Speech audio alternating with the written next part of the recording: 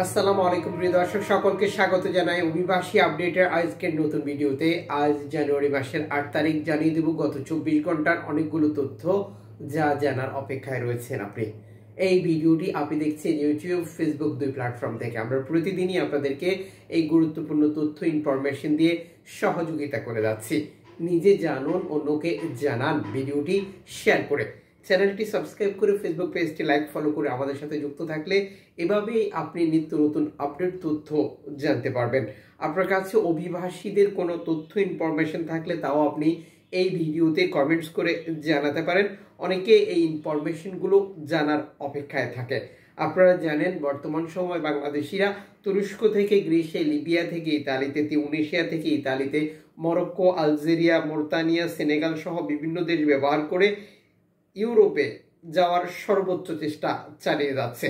আর এই যাওয়ার পথেই রেকর্ড সংখ্যক অভিবাসী বিপদে পড়ছে, রেকর্ড সংখ্যক মানুষের মৃত্যু হচ্ছে, বহু অভিবাসী নিখোঁজ থাকছে।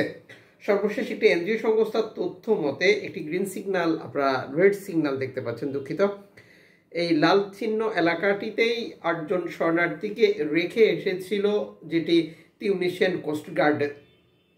এই অভিবাসীদেরকে সেখানে রেখে আসার পর অভিবাসী গ্রুপের পক্ষ থেকে অ্যালামফোন রেডিও টেকনোলজির সাথে যোগাযোগ করেছিল। তারা তাদেরকে সেখান থেকে উদ্ধার করার জন্য আহ্বান জানিয়েছিল, যদিও এখনো ক্লিয়ার না যে তাদের ভাগ্যে কি ঘটেছে।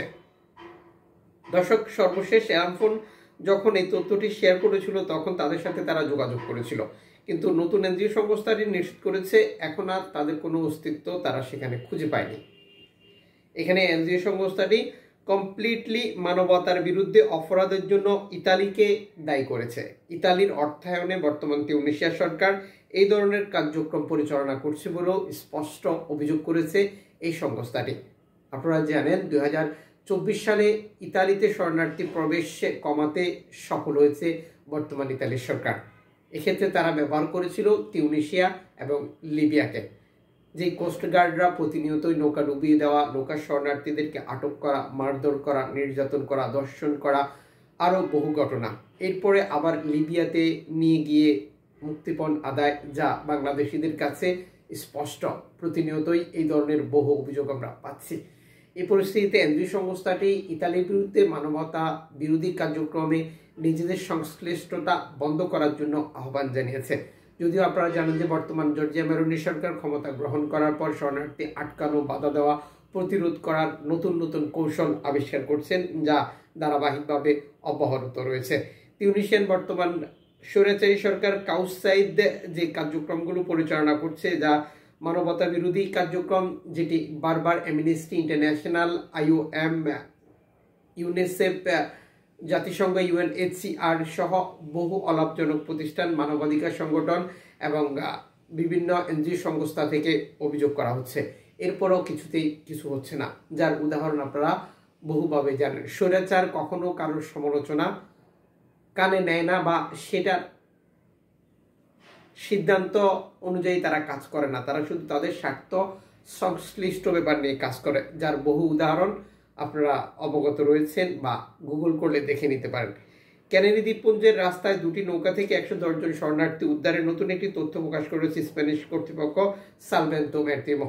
এছাড়া আরও বেশ কয়েকটি নৌকার তথ্য ইনফরমেশন শেয়ার করেছে, যখন সকল অভিবাসীকে তারা একটি জাহাজে উঠিয়ে নিয়েছিল, যাদেরকে নিরাপদ স্থানে হস্তান্তর করেছে বলে এই প্রতিবেদনে স্প্যানিশ সমুদ্র সরকারি মুখপাত্র সালভেন্তোর প্রতিনিধি নিশ্চিত করেছে। ধারাবাহিকভাবে স্পেনের বিভিন্ন উপত্যকা বা দ্বীপে শরণার্থী প্রবেশ অব্যাহত রয়েছে বলে এই প্রতিবেদনে যুক্ত করেছে, যা তারা বারবার করে আসছে। দর্শক, আপনারা জানেন যে সাম্প্রতিক সময় বিভিন্ন উপত্যকা বা দ্বীপে যেটি স্পেনের অভিবাসী প্রবেশ অব্যাহত রয়েছে। ঠিক যেমন জিব্রাল্টারের রাস্তা থেকে 11 জন শরণার্থীকে উদ্ধার করে নিরাপদ স্থানে হস্তান্তরের একটি তথ্য দিয়ে এক বার্তায় নিশ্চিত করেছে। তুরস্ক থেকে ছেড়ে আসা 35 জন শরণার্থীর একটি নৌকা বিপদে পড়েছে, যাদেরকে উদ্ধার করার জন্য অ্যালামফোন রেডিও টেকনোলজি এই বার্তায় প্রচার করেছে। তুরস্ক থেকে ছেড়ে আসার পর নৌকাটি কোনো উপত্যকা বা দ্বীপে প্রবেশ করতে পারেনি, যা এই তথ্যে অ্যালামফোন নিশ্চিত করেছে। নৌকাটি মূলত সাগরে অবস্থান করছে, যেটি এজিয়ানে আপনারা দেখতে পাচ্ছেন রেড সিগন্যাল যে এলাকাটি, মূলত এখানে এসেই এই নৌকাটি বিপদে পড়েছে। সাম্প্রতিক মাসগুলোতে আমরা রেকর্ড সংখ্যক শরণার্থীগুলোকে এভাবে তুরস্ক থেকে ছেড়ে আসার পর গ্রিসের বিভিন্ন উপত্যকা দ্বীপে বা সাগরে বিপদে পড়তে দেখেছি। যদিও গ্রিস কর্তৃপক্ষ এক্ষেত্রে খুব একটা কাজের ভূমিকা পালন করেনি বা শরণার্থী উদ্ধারে সহযোগিতাও করেনি, যেটি ধারাবাহিকভাবে চলতি বছরের প্রথম থেকেও অব্যাহত রয়েছে। এদিকে আবারও আলোচনায় ইতালির একটি আদালত।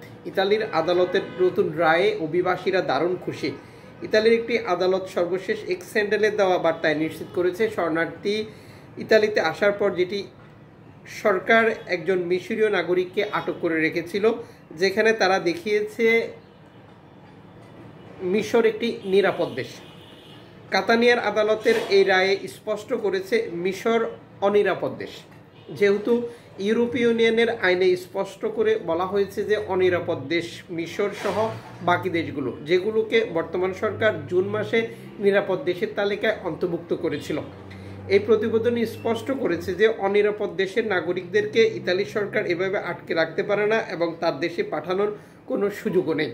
আপনারা জানেন যে বর্তমান প্রধানমন্ত্রী জর্জিয়া মেলোনি সরকার ক্ষমতা গ্রহণ করার পর বিশেষ করে উল্লেখযোগ্য গত বছরের জুন মাসে একটি আইন জারি করে, আর সেটি সংসদেও পাশ করে, যেখানে বাংলাদেশ এবং মিশরকে নিরাপদ দেশের তালিকায় দেখানো হয়।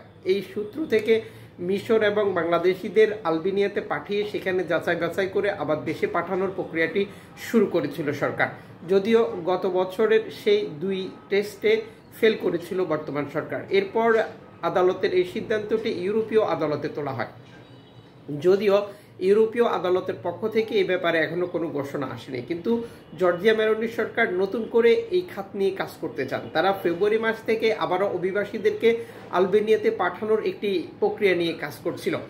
কাতানিয়া আদালতের এই রায়ের ফলে অনেকেই মনে করছেন যে জর্জিয়া মেলোনি সরকার ফেব্রুয়ারিতে অভিবাসী পাঠানোর যে চেষ্টা করছিল সেটি আবারও ব্যর্থ হয়েছে। এর মাধ্যমে জর্জিয়া মেলোনি সরকারের আলবেনিয়াতে শরণার্থী পাঠানোর যে প্রক্রিয়া সেটি আরও পিছিয়ে গেল। যদিও জর্জিয়া মেলোনি বলছেন যে সুপ্রিম কোর্টের রায় বের করে তিনি এই প্রক্রিয়াটি সম্পূর্ণ করতে চান।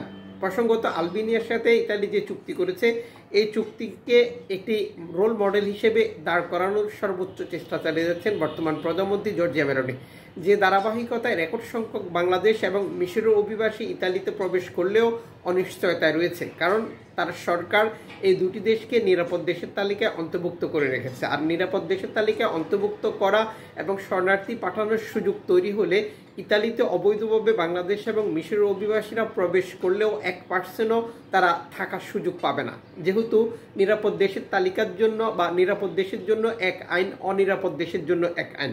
এখানে বাংলাদেশ এবং মিশরের অভিবাসীদের জন্য পজিটিভ খবর হচ্ছে ইউরোপীয় আদালত বা ইউরোপের আইন অনুযায়ী বাংলাদেশ অনিরাপদ দেশ এবং মিশরও অনিরাপদ দেশ।